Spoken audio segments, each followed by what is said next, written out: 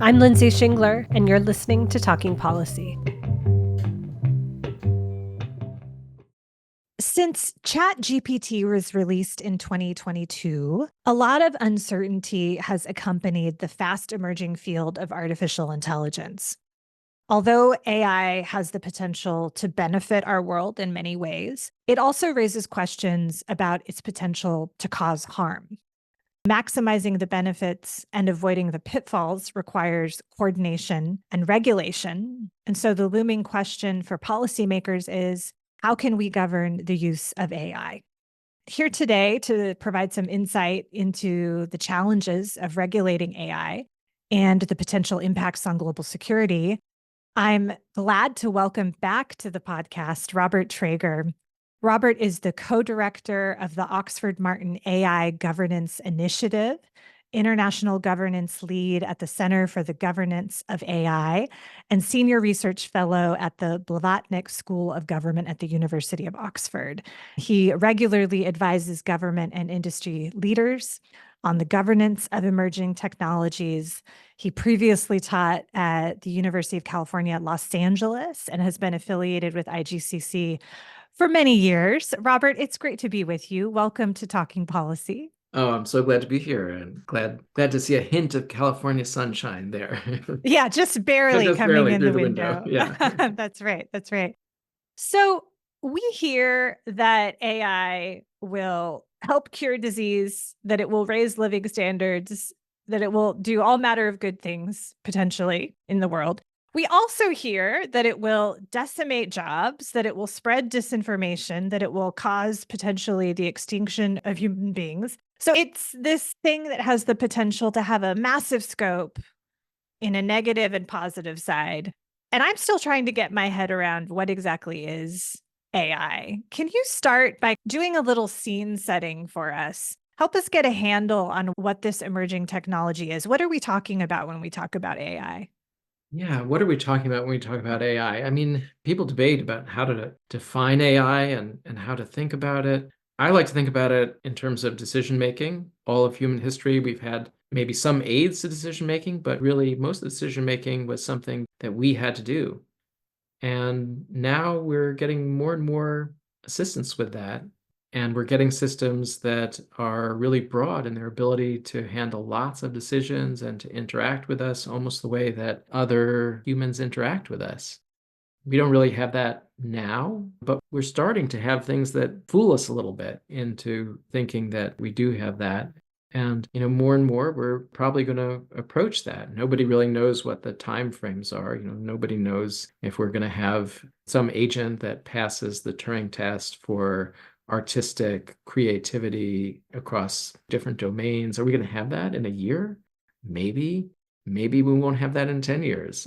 So there's a lot that we don't know, but these technologies, we're able to interact with them in unstructured ways that just a few years ago we really weren't.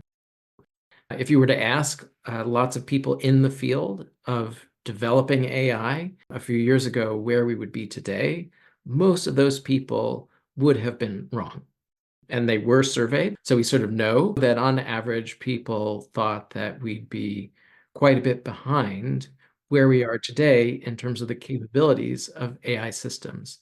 So the people who were in the field a few years ago, they were off in their predictions. And we've moved more quickly in terms of the ability of language models to interact with us, in terms of the ability to do a whole range of tasks, including mathematics. I think it's probably true that in the next, I don't know, but maybe 9 months, we'll have a bunch of agents out there, and probably we'll be able to say to an agent, could you go do this thing for me? And maybe we'll have an agent that is a bit competent at doing things.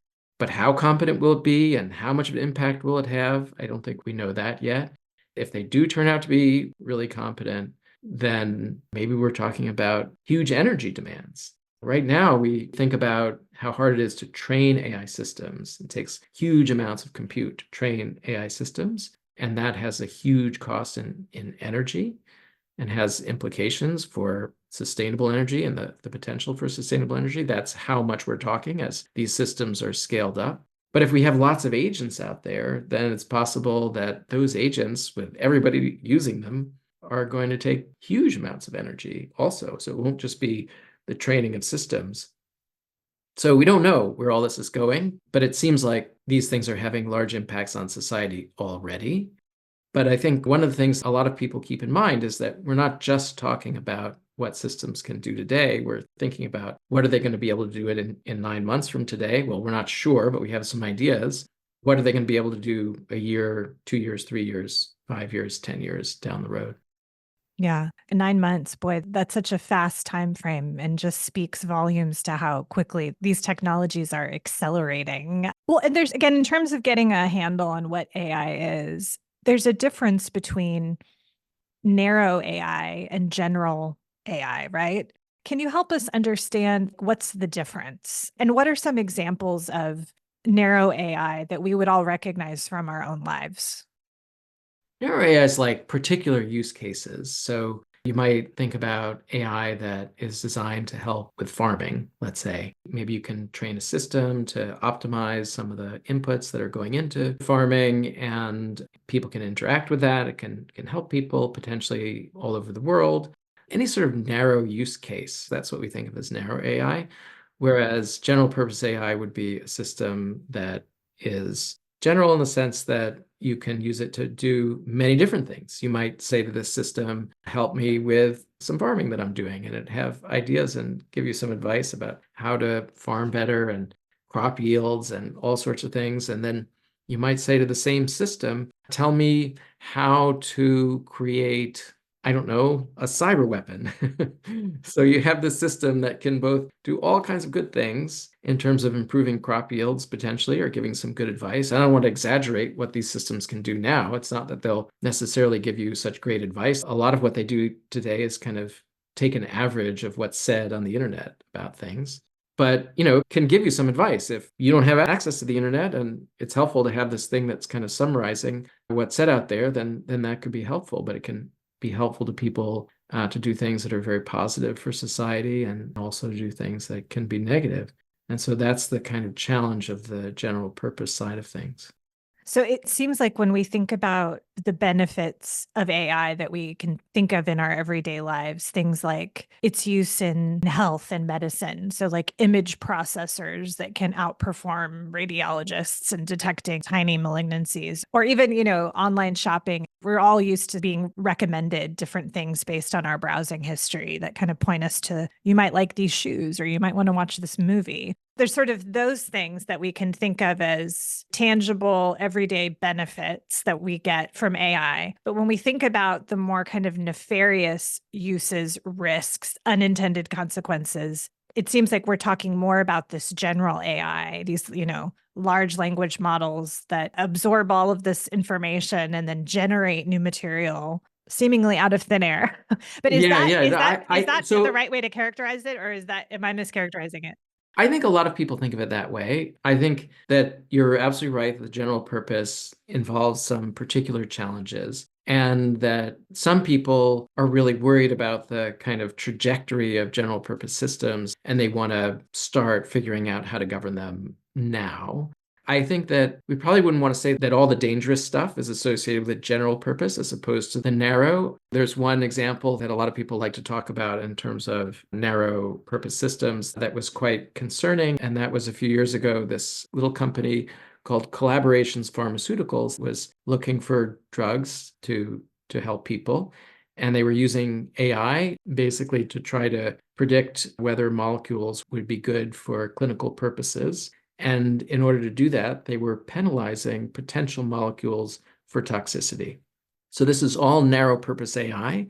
And somebody came along to them and said, just as an experiment, since you're doing all this where you're penalizing molecules for toxicity, could you just flip the minus sign and look for toxic molecules using the same technique? And so they tried that. They turned on their systems, and 6 hours later, they'd found 40,000 proposed toxic molecules, including the most toxic molecule known to man, which is VX, a tiny little dot of VX on your skin that you can't see will probably kill you and it persists in the environment for a long time, and it's really horrible stuff, and it can be a gas and do horrible things that way. This system found VX, even though VX hadn't been put into it, and it found thousands of molecules that it predicted would be orders of magnitude more toxic than VX. That's also narrow AI. So there are things like that that people are worried about. Even in that space of narrow AI, there is this kind of dual use. And maybe that's like a really interesting extreme example of it, because you can see that a system which is literally designed just to help people, all you have to do is flip one thing. And in some ways, it's like there's this really interesting feature of it where the better the system is at doing the useful thing, that is avoiding toxicity, the better it is at doing the really harmful thing, that is finding toxic molecules. So those two things tend to go together, which is one of the really challenging aspects of governing the technology. Well, so the issue of control becomes so important. Is one of the concerns when we talk about protections and regulation of general AI that there's some level of autonomy to general AI? Is that what we're projecting? Is that true now? Does the technology have the capability to act on its own, or is it still wholly dependent on human instruction, input, control, on-off switch? Yeah, that's a good question. I mean, I guess you would say that the things that we call general purpose right now don't have that much in the way of autonomy. ChatGPT is general, let's say, but it can't really do things on its own. On the other hand, you can build things on top of something like ChatGPT that can use this world model that's embedded in ChatGPT and yet have some higher degree of autonomy. So I think that's one of the things that a lot of folks are thinking about now, because with something like ChatGPT, there's a huge investment into making it. And it takes this enormous amount of compute and data and lots of clever things in terms of algorithms to make it. And not that many actors in the world can do something like it or even close to like it. Not that many actors in the world have the resources to do that. But if something like that were available, if what are called the model weights, which is just like a bit of software with some numbers in it that are the essence of what the model is, if those are widely available, then things can be built on top of that. And it's really hard to know what the abilities of those things are that are built on top of it.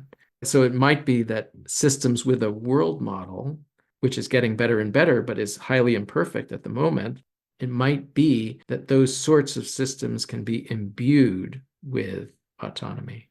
You're blowing my mind.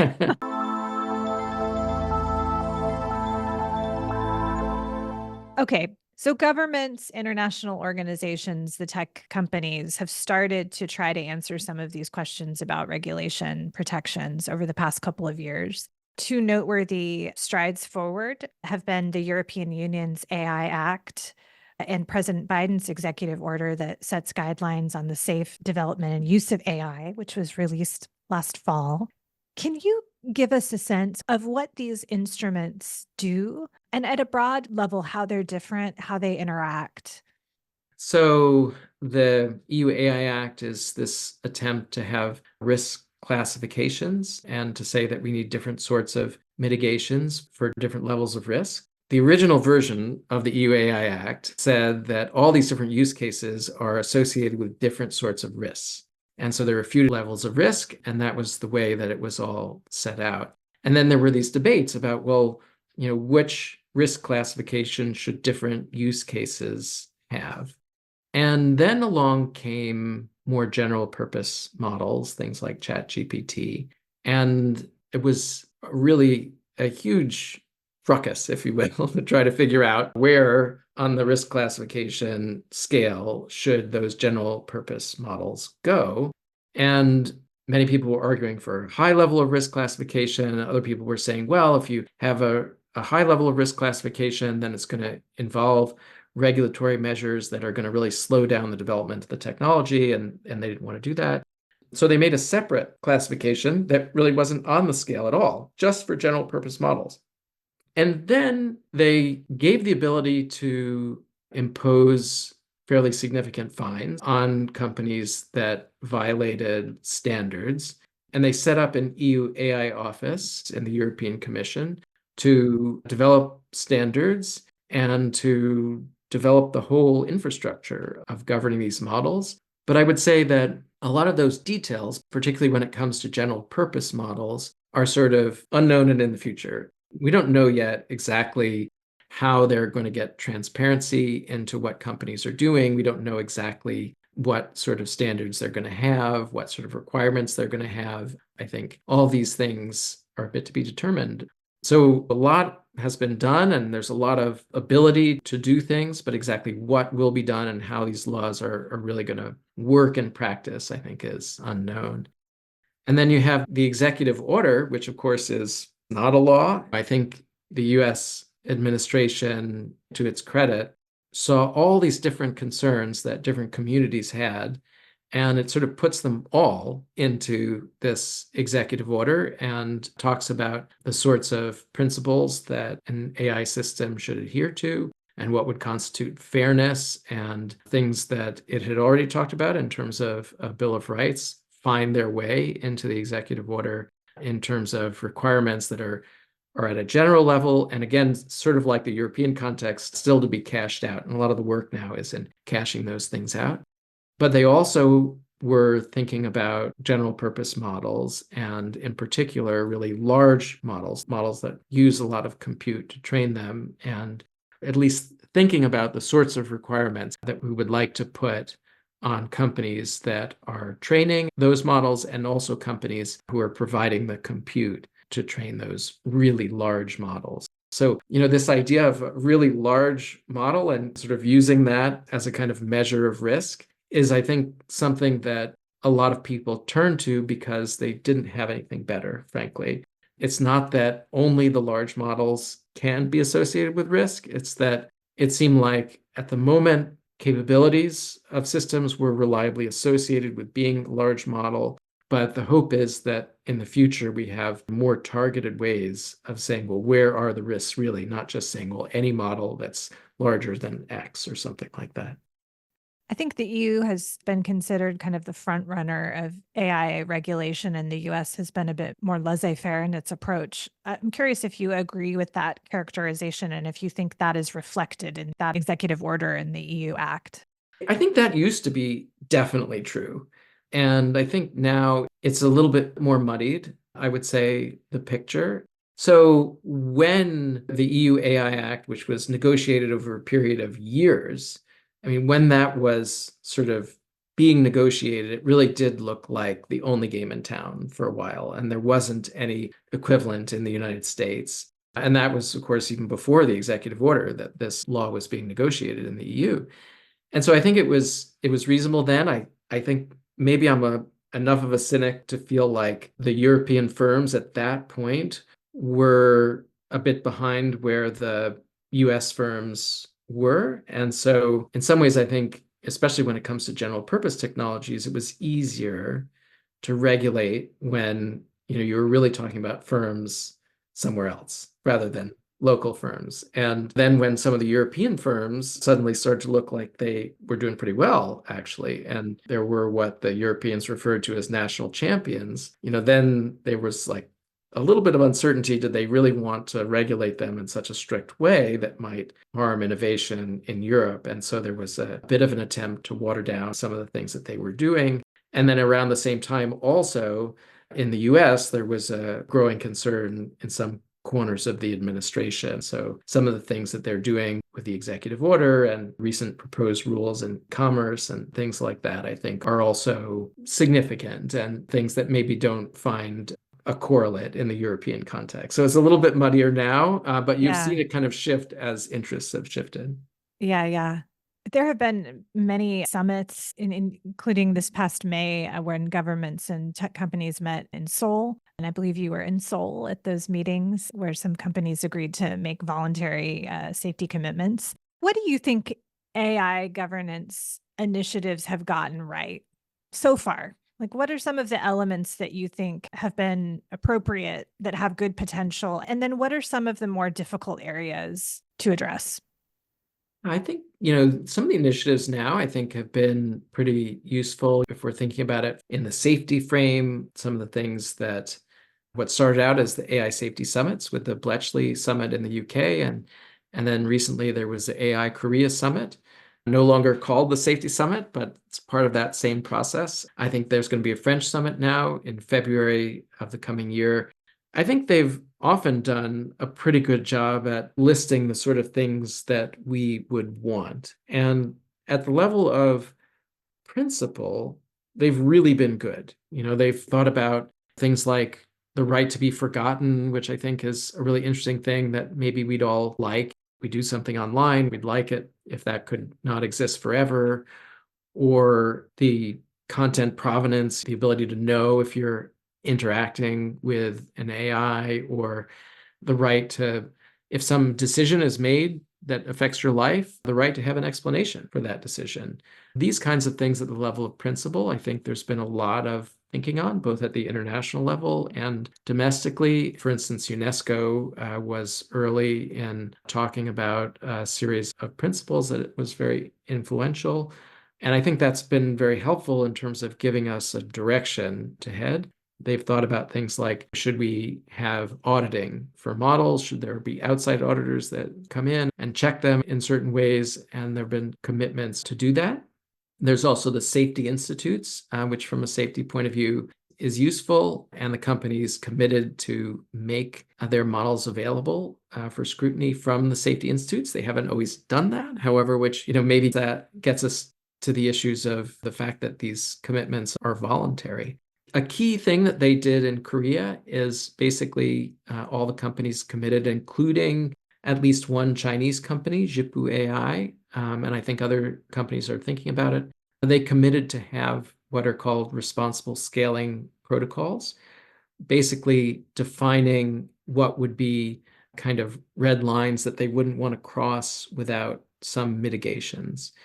And so all these companies have committed to having this sort of policy, which I think is useful. It's useful to be thinking about it. It's useful to realize that all companies should be thinking about it and have a policy like that. That's well and good, but I think it's important to note that this is entirely voluntary. So I think it's a useful process, but I'm not one that thinks that voluntary regulation should be the end of the road. What are governments most worried about when you're sitting in meetings in various global capitals? What are people talking about? What are the biggest concerns?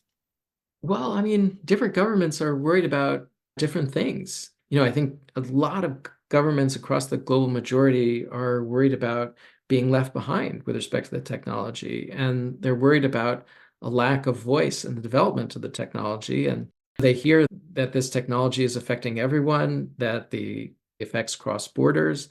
And they think, well, how much voice do we have in all these decisions that are being made about the development of the technology? I think some countries at the frontier of the technology are concerned about sort of safety implications. They're concerned that, maybe we'll have a model in the near future that will help anyone who wants to make some kind of cyber weapon or a bioweapon. So that kind of safety frame is, for a set of countries, particularly important. I think many countries are worried about being able to sort of compete, if you will. And they're worried about, for instance, when the US Commerce Department recently suggested that maybe any cloud providers, US cloud providers, should report when their customers are training a large model, even if it's a foreign customer training it on foreign compute somewhere else. A lot of countries around the world were really upset by this. The French, for instance, released quite a bracing statement. I don't think it used the word neo-colonial, but it wasn't far off from that kind of sentiment, because I think they feel like it's almost like spying on what their citizens are doing, or I guess we should really say what their very large corporate interests are doing. And do you mean using people's data to train the models? Is that what you mean? Not just using people's data to train the model. So in this case, the reporting requirement that the Commerce Department was talking about was really just reporting when some AI developer was using a ton of compute to train a large model. So they just had to report, if Mistral in France is training a really large model on whatever data, then if that's being trained on Amazon systems, then Amazon would have to report that to the US government. So actually, it's interesting because when Amazon was asked to comment on this proposed rule, they said, that sounds like a terrible idea, because it's also the last thing that they would like is to have to report on what their customers are doing because their customers don't like it. On the other hand, they also said, well, if you're going to require us to do that sort of reporting like is done in the finance area, then maybe we should have an international regime like they have in the finance area, rather than just everybody reporting to the US government. Maybe there can be reporting to some kind of international body, and we can internationalize this so it doesn't seem so threatening to others around the world. When you advise governments and industry leaders on the governance of emerging technologies, I imagine there's a pretty significant technical knowledge gap between policymakers and technical experts in industry. Is that part of the dynamic that you observe in this? And how do you address something like that? I mean, I would say two things on two sides of that. So one is that, yes, there is this sense in which this technology, more so than probably other transformative technologies like the internet and nuclear technologies, is being developed in the private sector. And the public sector isn't where the expertise is. And so there's this real need to talk to the private sector and to get information from the private sector, which is hard because, governments are obviously thinking about regulating and things like that, which makes it hard to feel like the private sector is giving them all the unvarnished truth of the information.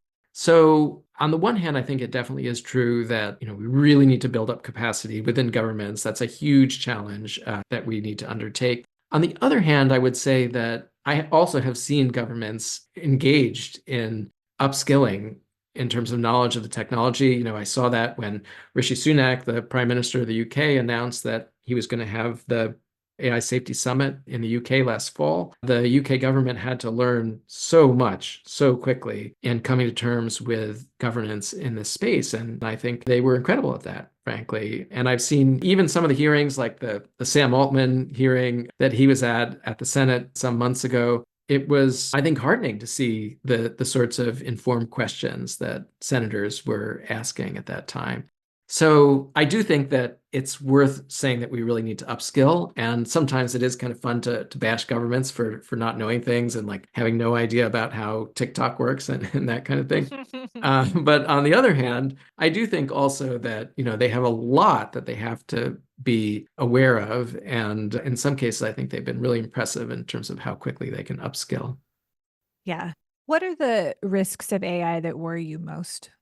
What are the risks that worry me most? I mean, I don't know. I have so many worries, and Oh God. I know, but I mean, in the sense of like, we want a future of human flourishing, and there are lots of ways that aspects of that future could be taken away from us. And I sort of feel like rather than debate which risks are more important, we should just be addressing all of the range of risks to the extent that we can. And I think we have more capacity than we're using right now to address all these different risks. And so things like really high levels of inequality, that worries me. Lack of access and decision making for huge parts of the globe, that worries me a ton. I think we should really be thinking about those things. I think some of these safety risks are significant, not so much for the current systems, although it's always hard to know what gets built on top of the current systems that makes them have higher level capacity. But for future systems, I think the safety risks are significant. I think people talk about loss of control risks, and it really sounds like the Terminator or something, but I don't know, if you just make a computer virus or something, you don't have control of it anymore. It's out there in the world, and maybe it does some horrible things that you didn't intend for it to do, but it does those things. So, loss of control is like super easy. And as we build more and more capable systems, they may well go out into the world like a virus and do things that the creators wouldn't have wanted them to do. So I think we should take those seriously. Obviously, the bias that's inherent in the development of many of these systems is really important. Those things are definitely real. All the studies show that, It might be an autonomous car that hasn't been trained on enough data from people who look a certain way and so doesn't recognize that as a person or something like that. I mean, things as dumb as that are real and are happening today. I don't think we should fight about which of these risks is most important. I just think we have to address all those things. So, given that, what would your ideal regulatory regime look like? Well, I mean, there's so much complexity here. I think it would be hard in a podcast to give one regulatory regime that would cover all areas of AI and all that stuff. So maybe I'll just say something that I focus on a lot is international governance of AI. And so what would that look like? And I would just say that I think three pillars would be really useful for that sort of regime. And I think the first thing we need to do is develop some standards, some international standards. And there's lots of work that's going on now to develop those. Places like the International Standards Organization and the IEEE and ITU and other places are thinking about standards. I do think that safety standards in particular are this area that doesn't always fit so well into the other standards processes, partly because usually what standards processes do is they distill a body of knowledge into a set of standards. But in the case of safety standards, we don't have that body of knowledge. We need to develop it. So it's really cutting edge research, which is a different thing. And I think the safety institutes that exist in some countries and are being developed in other countries are a place where some of those standards development probably can happen, but then we need a kind of a process to go from those things that are developed in different safety institutes in different countries around the world to become international standards and to have more voices in the room in giving input into those developing international standards. So developing the standards, that's a key thing. We don't have those right now. Second pillar, I think, would be really good to have an international reporting regime where we're reporting. First of all, if an AI developer is training a large model, it reports that. If a compute provider is having a large model trained on its systems, it reports that. A nice thing about something as simple as that is that if anybody's trying to get around a regulatory regime that maybe says there are certain things you have to do to mitigate risks if you're training a really large model, is that you start to have the ability to detect if somebody's trying to get around that, right? If they're doing it in one jurisdiction and then in another jurisdiction, so that it doesn't look like they're training such a large model in any one jurisdiction, well, you can put those bits of information together and figure it out. It's a lot like money laundering, actually, and we have similar rules around money laundering, so we can figure out if somebody's trying to do that sort of thing and get around a regulatory regime. And compute providers can play this really interesting role, not just collecting information, providing transparency for governance, which is really important, but also in the future, I think can play a bit of an enforcement role. It can be sort of like when you try to use your credit card, but there's some red flags and you get denied and you can't use your card until you've resolved those red flags. There may be some things that we want AI developers and compute providers to do to be sure that the systems that they're developing meet governance guidelines. And if a compute provider, reports up to, let's say, their home government, who then reports up to some international body, and if at some point it gets reported back that this AI developer that's developing an AI system on the compute provider systems doesn't have the right permissions, then they can deny computing resources until those red flags are cleared, or something like that, right? You can envision different ways that enforcement can happen, but you have some ability there to do some enforcement. And then the third pillar, I think in other industries like civil aviation and maritime and organizations like the Financial Action Task Force and others, I should say, they all do a particular thing, which is it's an international organization that isn't auditing firms. The ICAO, the International Civil Aviation Organization, it's not auditing airlines, it's auditing regulatory jurisdictions to be sure that they have the right regulation, in some cases that they're actually enforcing the right regulation. And so I think a body like that in AI would be a great idea, and we can give a regime like that some teeth too. So, for instance, the FAA in the United States has an authority granted by Congress to restrict access to U.S. airspace to any flight that's originating from a jurisdiction that's violating ICAO rules. So you could do something like that in AI. You can have ties, for instance, to the trade regime, and you can say that if a jurisdiction doesn't have certification, if it's violating international standards, then other countries can say, well, we're not going to import any AI whose supply chains have something coming from that jurisdiction. And we're not going to export the inputs into AI technologies to those jurisdictions that are violating international standards. So that's the kind of thing that we do in aviation and maritime and finance and elsewhere. And I think, if we had those three sorts of institutions, I think, at least in terms of governing the civilian sector, that would be really good. That's very interesting. You think that we're up to the task, especially given how quickly the technology evolves? Can we do it? Yeah, I think that there is a lot of focus and energy. There are a lot of people who are thinking about it and are trying to do it. And so I think that we have a chance. I do think that we have a lot of very significant challenges. Somebody said it's like trying to develop standards for a car from inside the car while the car is in motion. Yeah, that's hard to do, but we have to try. Yeah. Robert Trager, thanks so much for providing some insight into this interesting space. And it's good to be with you on Talking Policy. Thanks for joining us. Oh, thanks for having me. It's good to chat about. Thank you so much.